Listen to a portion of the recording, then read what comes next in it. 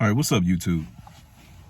So let me tell y'all something, man. In case a lot of you guys don't know, it's getting very difficult to find employment out here, and as a result, a lot of people are picking up side hustles and becoming entrepreneurs and finding many different ways to make money. I think that's one of the best things that you can do because, to be quite honest with you, people absolutely hate it when you come to work, you do your job, and then you leave. They can't stand that. And I'm going to tell you why. I had this problem a lot, okay? I've had at least 3 different jobs where I've done just that. Come to work on time, do my job professionally, highly knowledgeable, and then I leave. I'm not somebody who likes to be a part of a clique or a faction. I'm not somebody who likes to hang out with you at after hours, or what do you call those things? Happy hours. You know, I don't come to any of your social functions. I'm not that guy. I come to work, I do my job, and then I'm gonna leave. People can't stand that, particularly your management, your supervisors. They can't stand people like that, because what you really need to understand is they want to hold you back. They don't really want you to advance. Quick story. So I do armed security. I work in primarily in federal government buildings. Okay, I have done some commercial and private sector security, but for the better part of the last 20 years, I've done armed security in federal government buildings. Okay, this requires you to have multiple background checks from multiple different agencies in order to be cleared to get into those buildings. Now, I work in a supervisor capacity. That means I'm responsible for a shift, an entire shift of officers. And because of the times that I worked, I quite often was responsible for an entire previous shift who was being held over or worked longer hours than normal. Okay. My resume, now mind you, while I've been in this industry for 20 years, I'm also a military veteran. I also have 2 years worth of college. And as I previously mentioned, government clearances and multiple background checks that are always clear for me to get the positions that I need to work in, the positions that I've been working in for the better part of 20 years. Now, at my last job, my supervisor, who was the facility commander, he had been at that particular contract for 35 years. Okay. He was the facility commander. We had a deputy project manager as well as a project manager. Both of them were bitches. And when I say bitches, I mean, these are the type of people who behave in a manner that is very manipulative, for lack of better words. So when I say bitches, I'm not talking about a particular attitude. I'm talking about a behavior, a way of behaving that is equivalent to a bitch. Okay. So with that being said, in a supervisory position, I have enough experience, over 20 years of experience in this industry or parallel industry, where my supervisor and the deputy project manager and contract manager on the site where I worked, they were intimidated by me because all of them are at least 20 years my senior, and they see that I have the same level of experience that they have. Okay. So for them, they perceive me as a threat. My supervisor, the facility commander, perceives me as a threat to his position because he doesn't have the clearances and background checks that I have, because he's so ingrained in that particular contract that he has a quid pro quo relationship with some government employee, or the client, should I say, who makes sure they make it a little bit easier for him to remain on the contract. And he's done some pretty fucked up things where he should have been terminated and not even allowed to work in the industry anymore. But because he has a quid pro quo relationship with a Fed who represents the client's interests, he uses that quid pro quo relationship to keep him staffed. The deputy project manager, again, looked at me immediately and was like, yo, it's no way that this guy has this kind of resume, and he's only, I'm gonna give away my age to you guys, I'll be 44 years old this coming Monday. Okay. And I've already got over 20 years of experience in this industry. Now you can imagine, like I keep saying, these guys are 20 years my senior. So when you see somebody who has as much experience as I have in this particular career field, you expect that person to be in their mid 50s, mid to late 50s. Okay. That's what you expect to see. Maybe I'm a rarity. I don't know, but I've got over 20 years and I'm only about to turn 44 years old this coming Monday. Okay. So you can imagine how that makes somebody feel. To get back on topic, when I say they hate when you come to work, do your job, and then you leave, the reason is because that they do not have an opportunity to find out about you. When I say find out about you, I don't mean that in a good way.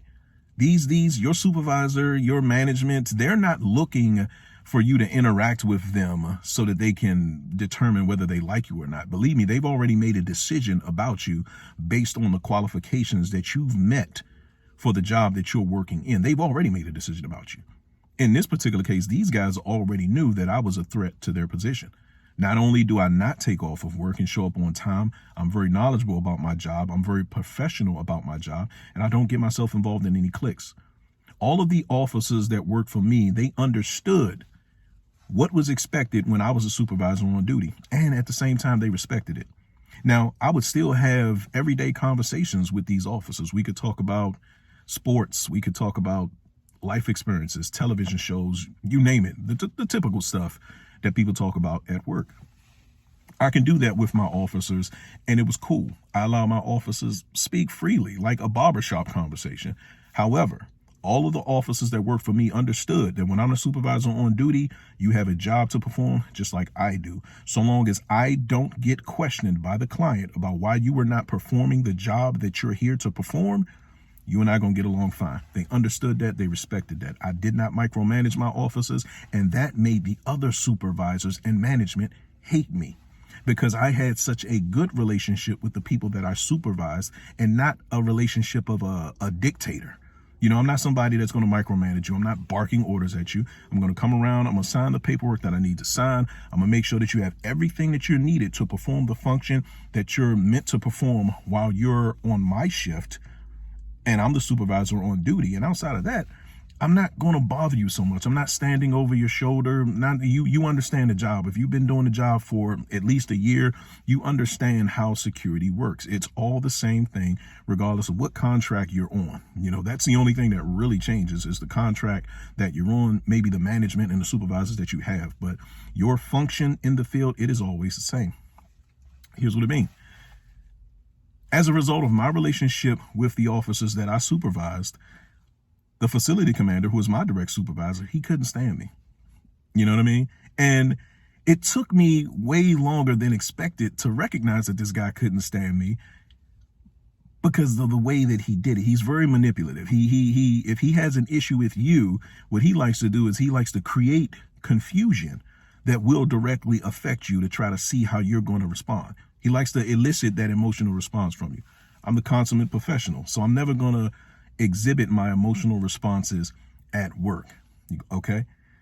So when he realized that he couldn't get the Southeast DC out of me, which is what he was searching for, he knew that he was dealing with a professional. He had to find some other way to try to get at me, which was strange because you should want your somebody that you supervise to come to work, do their job, and leave.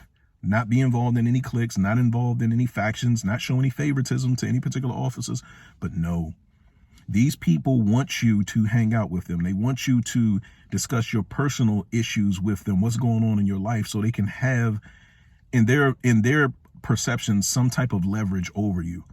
They want to know what's going on in your marriage. What's your relationship with your children? Are you looking for other employment? Are you planning on staying here? They want to know these things so they can determine what your vulnerabilities are. Okay.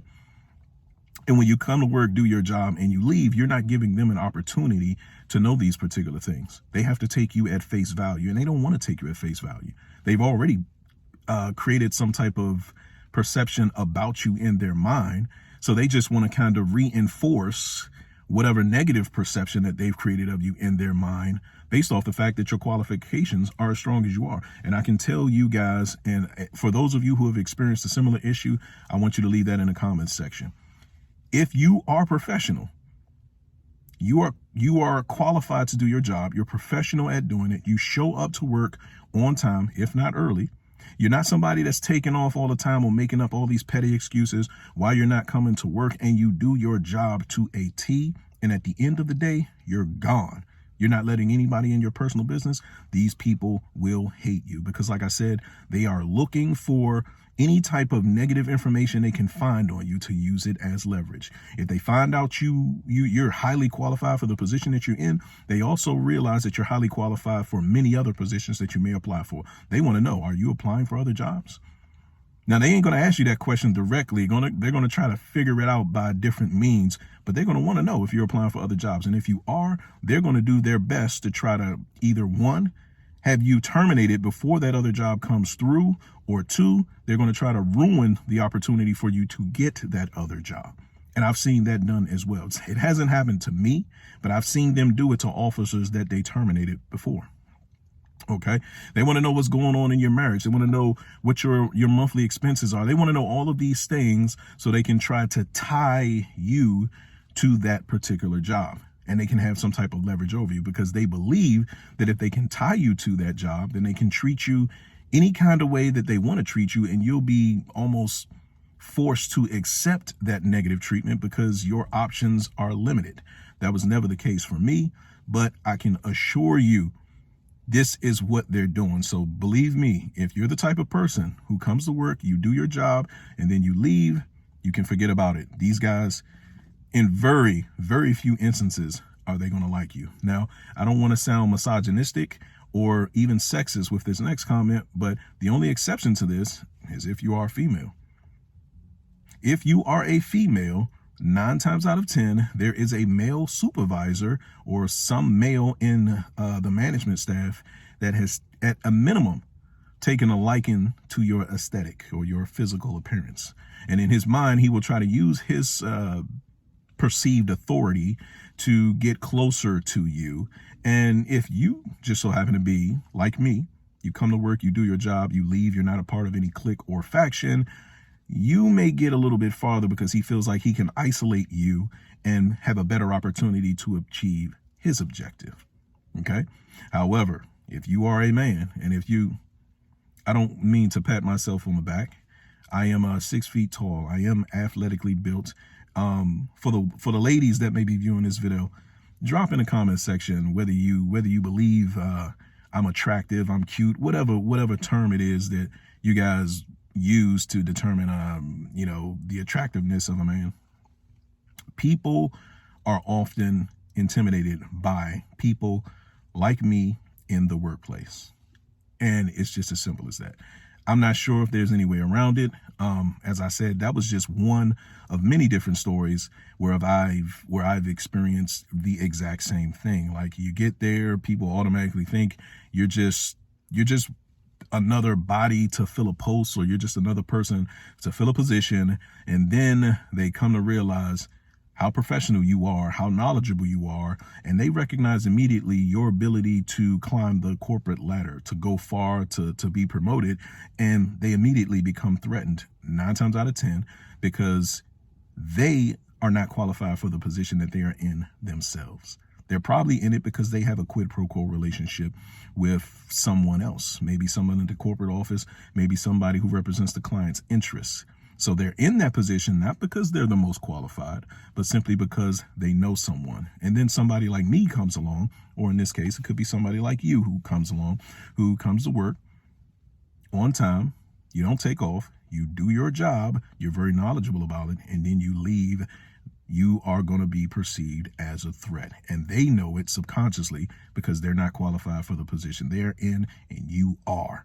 And because you're professional and knowledgeable about your job, they know that the longer you remain on that contract, there are other people who are higher up than them that are going to take notice of you and your ability, your professionalism, your knowledge, and your commitment to doing what you told them you would do when you applied for that job.